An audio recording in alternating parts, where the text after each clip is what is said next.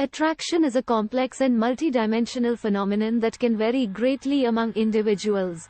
While there is no one-size-fits-all answer to what attracts females to males, here are some general factors that may influence attraction. Confidence. Confidence can be an attractive quality for many females. Being self-assured and comfortable in your own skin can make you more appealing to others. Sense of humor. Having a good sense of humor and being able to make a woman laugh can be a positive factor in attraction.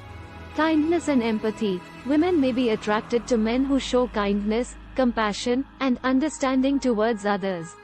Being empathetic and considerate of others' feelings can be an attractive quality. Intelligence. Intelligence and intellectual curiosity can be an attractive quality for many women.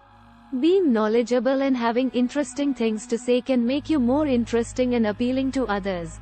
Physical appearance. While physical appearance is not the only factor that matters, it can play a role in attraction. Taking care of your appearance, such as grooming yourself, dressing well, and maintaining good hygiene, can make you more attractive to others. It is important to remember that attraction is subjective and varies greatly among individuals. It is also important to approach relationships and attraction with respect, honesty, and consent.